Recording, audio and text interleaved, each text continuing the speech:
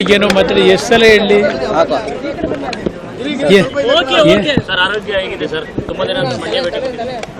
ಆರೋಗ್ಯದ್ದು ಇನ್ನೂ ಪಿಕಪ್ ಆಗಬೇಕು. ಬಟ್ ಆದರೂ ಬರಲೇಬೇಕಲ್ಲ. ನಿನ್ನೆ ಈಗ ಏನು RCB ಗೆದ್ದ ನಂತರದ ಬೆಳವಣಿಗೆ, ಈಗಾಗಲೇ ಅದರ ಬಗ್ಗೆ ಎಲ್ಲ ರೀತಿಯ ವಿವರಣೆ ಕೊಟ್ಟಿದ್ದೇನೆ. ಸರ್ಕಾರ ಗಂಟೆ ಒಂದೊಂದು ತೀರ್ಮಾನಗಳು ಮಾಡ್ತಾ ಇದ್ದಾರೆ. ನೋಡೋಣ ಅಲ್ಟಿಮೇಟ್ಲಿ ಏನು ಮಾಡ್ತಾರೆ ನೋಡೋಣ. ಬೆಳಗ್ಗೆನೂ ಮಾತಾಡಿದ್ದೀನಿ, ಇದೇ ವಿಷಯನೇ ಬೆಳಗ್ಗೆನೂ ಮಾತಾಡಿದ್ದೀನಿ. ಈಗ ಒಂದು ಮ್ಯಾಜಿಸ್ಟ್ರೇಟ್ ತನಿಖೆ ಅಂದರು, ಇನ್ನೊಂದು ಅದೇನೋ ನ್ಯಾಯಾಂಗ ತನಿಖೆ ಅಂದರು, ಈಗ CID ತನಿಖೆ ಅಂತಾರೆ. ಅಂತಿಮವಾಗಿ ಯಾವ ತನಿಖೆ ವರದಿಯನ್ನು ಅಕ್ಸೆಪ್ಟ್ ಮಾಡ್ತಾರೆ? ಇದೊಂದು ಸರ್ಕಾರ ಅಂತ ಕರೀತೀರ? ಯಾವುದಾದ್ರೂ ಒಂದು ತೀರ್ಮಾನ ಮಾಡಿದ್ರೆ ಸ್ಪಷ್ಟತೆ ಇರಬೇಕು. ಇಲ್ಲಿ ತರಾತುರಿಲಿ ಕಮಿಷನರ್ ತಪ್ಪೇನಿತ್ತು, ಅಧಿಕಾರಿಗಳು ತಪ್ಪೇನಿತ್ತು? ನಿಮ್ಮ FIR ಕಾಪಿ ನೋಡಿ. FIRನಲ್ಲಿ ಸುದೀರ್ಘವಾಗಿ ಬರೆದವ್ರೆ. ಅಧಿಕಾರಿಗಳು ಎಲ್ಲೂ ಸಹ ಅವರ ಕರ್ತವ್ಯಕ್ಕೆ ಚ್ಯುತಿ ತಂದಿಲ್ಲ. ಅವ್ರು ಏನು ತೀರ್ಮಾನ ತೆಗೆದುಕೋಬೇಕು ತಗೊಂಡಿದ್ದಾರೆ. ಆದರೆ ಅದೆಲ್ಲವನ್ನ ಧಿಕ್ಕರಿಸಿರ್ತಕ್ಕಂಥವರು ಸರ್ಕಾರ. ಸರ್, ನೀವು ಗೌರ್ಮೆಂಟ್ ಫೇಲ್ಯೂರ್ ಅಂತ ಹೇಳ್ತೀರಿ ಸರ್. ಅದೇ ಪ್ರಯಾಗ್ರಾಜ್ ಮತ್ತೆ ಇದರಲ್ಲಾಗಿದ್ದಕ್ಕೆ ಪ್ರಧಾನಮಂತ್ರಿ ಸರಿಯಪ್ಪ, ಅವರಲ್ಲಿ ತಪ್ಪಾಗಿದೆ. ನಿಮ್ಮ ರಾಷ್ಟ್ರೀಯ ನಾಯಕರವರಲ್ಲ, ಅಲ್ಲಿ ಕುಸ್ತಿ ಆಡಬೇಕಲ್ವ? ತಪ್ಪೇ ಆದ ಕಂಡಿಡಿದು ಆ್ಯಕ್ಷನ್ ತಗೊಳ್ತಕ್ಕಂಥದ್ದು ಹೋರಾಟ ಅಲ್ಲಿ ಮಾಡ್ಕೋಬೇಕು. ಇವ್ರು ಮಾಡಿರೋ ತಪ್ಪಿಗೆ ಪ್ರಯಾಗ್ರಾಜ್ ಅಂತೆ ಇನ್ಯಾವುದು ಅಂತ ಅಂದ್ಬಿಟ್ಟು ಪಹಲ್ಗಾಮದ ಉತ್ತರ ಕೊಡೋಕೆ, ಪಹಲ್ಗಾಮ್ಗೂ ಇದಕ್ಕೂ ಸಂಬಂಧ ಏನು? ನೀವು ರಾಜೀನಾಮೆ ಕೇಳ್ತಿರಲ್ಲ, ಅಲ್ಲೂ ನೈತಿಕತೆ ಹೊತ್ತು ರಾಜೀನಾಮೆ ಕೊಡಬೇಕು. ಯಾವ ನೈತಿಕತೆ? ಅವ್ರು ಅಲ್ಲಿ ಕೇಳ್ಕೊಳ್ಳಿ. ಈಗ ಪಹಲ್ಗಾಮ್ನಲ್ಲಿ ನಡೆದಂಥ ಘಟನೆ, ಮನಮೋಹನ್ ಸಿಂಗ್ 10 ವರ್ಷ ಇದ್ದಾಗ ಎಷ್ಟು ಬಾರಿ ಆಗಲಿಲ್ಲ ರಾಜೀನಾಮೆ ಕೊಟ್ರ? ಬಾಂಬೆನಲ್ಲಿ 170-180 ಜನ ಆ ಟೆರರಿಸ್ಟ್ಗಳ ಅಟ್ಯಾಕ್ನಲ್ಲಿ ತೀರ್ಕೊಂಡು ಹೋದ್ರಲ್ಲ, ಮನಮೋಹನ್ ಸಿಂಗ್ ರಾಜೀನಾಮೆ ತಗೊಂಡ್ರ ಕಾಂಗ್ರೆಸ್ನವರು. ಇಲ್ಲಿ ಇವರ ಒಂದು ವರ್ಚಸ್ಗಳಿಗೋಸ್ಕರವಾಗಿ ಮಾಡದಿರ್ತಕ್ಕಂಥ ತಪ್ಪುಗಳಿದು. ಇವ್ರ ವರ್ಚಸ್ಸಿಗೆ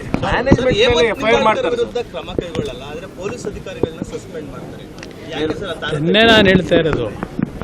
ಈ ರೀತಿ ಆದಾಗ ಅಧಿಕಾರಿಗಳು ಎಷ್ಟರ ಮಟ್ಟಿಗೆ ಶ್ರದ್ಧೆಯಿಂದ ಕೆಲಸ ಮಾಡೋಕ್ಕೆ ಸಾಧ್ಯ? ತಪ್ಪು ಮಾಡದೇ ಇರತಕ್ಕಂಥವ್ರಿಗೂ ಶಿಕ್ಷೆ, ಅವರ ಆ ತಪ್ಪುಗಳನ್ನ ಮುಚ್ಕೊಳ್ಳಿಕ್ಕೆ ಈ ರೀತಿ ತೀರ್ಮಾನ ತಗೊಂಡಾಗ ಅಧಿಕಾರಿಗಳು ಎಲ್ಲಿಂದ ಕೆಲಸ ಮಾಡ್ತಾರೆ ಫ್ಯೂಚರ್ನಲ್ಲಿ? ಇದು ಇರ್ತಕ್ಕಂಥ ಸಮಸ್ಯೆ. ಅದರಿಂದ ಈ ಸರ್ಕಾರ ಮೊದಲನೇ ಹಂತದಲ್ಲಿ ಏನು ಹೇಳಿದ್ರು? ಅಚಾತುರ್ಯ ಆಗಿದೆ ಅಂದರು. ಅವರೇ ಹೇಳಿದ್ರು, ನಾವು ಹೇಳಿದ್ದಲ್ಲ, ಸರ್ಕಾರವೇ ಹೇಳಿದ್ದು ಅಚಾತುರ್ಯ ಆಗಿರೋದು ನಿಜ ಅಂತ. ಗೋವಿಂದರಾಜು ರಾಜೀನಾಮೆ ಯಾಕೆ ತಗೊಂಡಿದ್ದ ಉದ್ದೇಶ ಯಾಕೆ? ತಪ್ಪು ಮಾಡದೇ ಇದ್ದರೆ ಇದೆಲ್ಲ ಇವರ ಒಂದೊಂದು ತೀರ್ಮಾನಗಳು ಕ್ಷಣಕ್ಕೆ ತೆಗೆದುಕೊತಾ ಇರತಕ್ಕಂಥದ್ದು. ಇವರು ಮಾಡಿರ್ತಕ್ಕಂಥ ತಪ್ಪಿನಿಂದ ಯಾವ ರೀತಿ ಇವರು ಹೊರಗೆ ಬರಬೇಕು ಅನ್ನೋದಕ್ಕೋಸ್ಕರವಾಗಿ ಪಾಪ ಅತ್ಯಂತ ಶ್ರಮ ಆಗ್ತಾ ಇದ್ದಾರೆ. ಬೇಳೂರು ಗೋಪಾಲಕೃಷ್ಣ ಒಂದು ಆರೋಪ ಮಾಡ್ತಾರೆ ಸರ್. ನಾನು ಅದಕ್ಕೆಲ್ಲ ಯಾಕಪ್ಪ ಉತ್ತರ ಕೊಡಲಿ?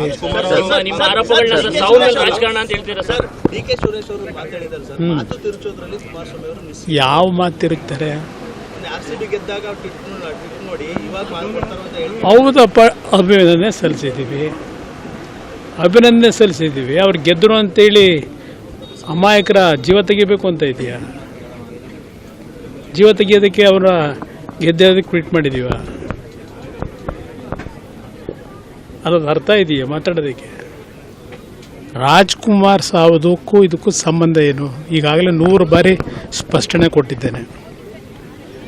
ಅವತ್ತು ಅವ್ರು ತೀರ್ಕೊಂಡಂಥ ದಿನ ಮಾಹಿತಿಯನ್ನು ಸರ್ಕಾರಕ್ಕೆ ಸೀಕ್ರೆಟ್ ಆಗಿಟ್ಟು ಕೊಡಲಿಲ್ಲ.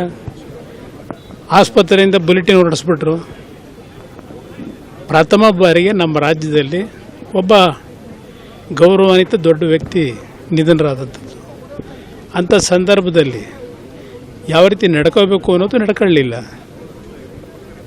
ಆ ಜವಾಬ್ದಾರಿ ನಿರ್ವಹಣೆ ಮಾಡೋದು ನಮ್ಮ ಮೇಲಿತ್ತು. ಹೌದು, ಯಾವುದೇ ರೀತಿ ಅಹಿತಕರ ಘಟನೆ ನಡೆದಿರಲಿಲ್ಲ ಬೆಳಗ್ಗೆ 10 ಗಂಟೆವರೆಗೆ.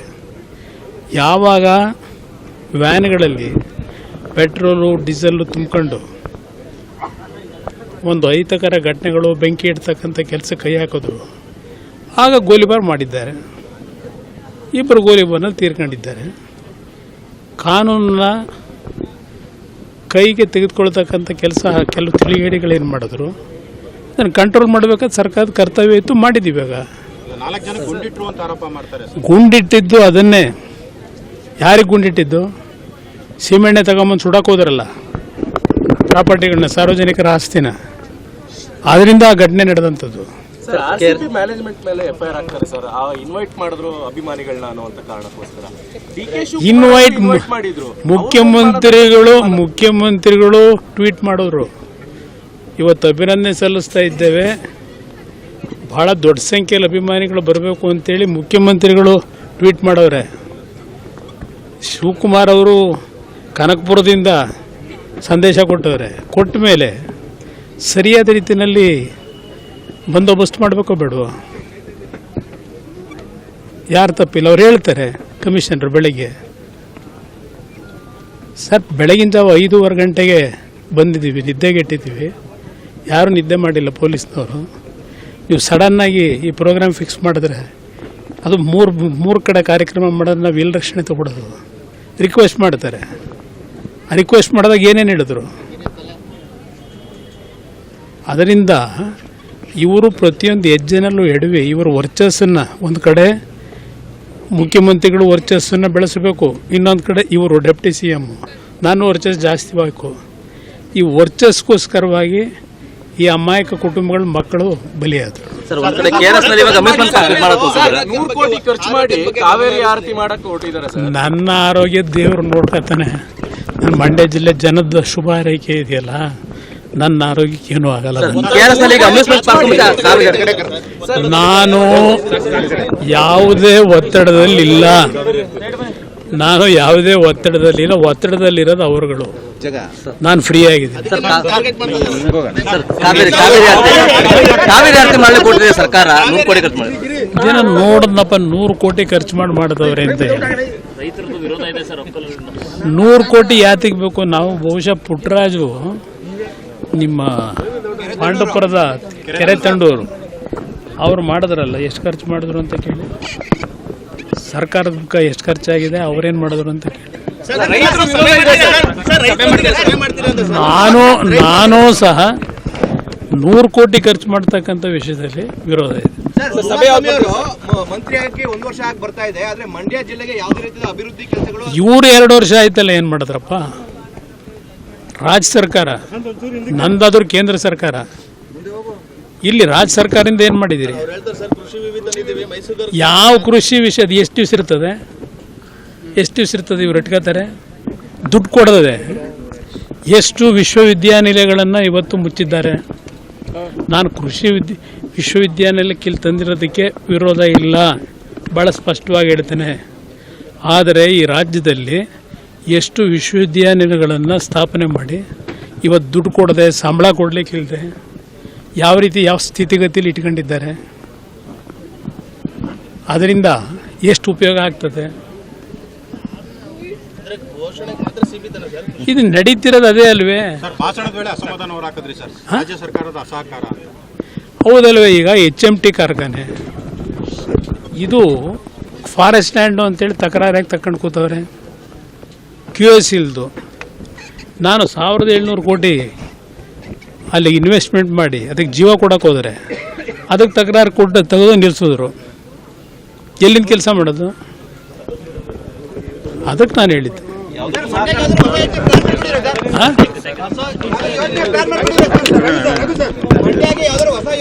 ಮಂಡ್ಯಗೆ ವರ್ಕೌಟ್ ಮಾಡ್ತಾರೆ. ನನಗೆ 24 ಏನೇ ಇವತ್ತು ದೆಹಲಿಯಲ್ಲಿ ಕಾರ್ಯಕ್ರಮಗಳಿಗೆ ಬಿಸಿ ಇದ್ದರು, ನಾನು ಒಂದು ಕಣ್ಣು ಈ ಕಡೆನೇ ಇರ್ತದೆ, ಹೃದಯ ಇಲ್ಲೇ ಇರ್ತದೆ ಮಂಡ್ಯದಲ್ಲಿ.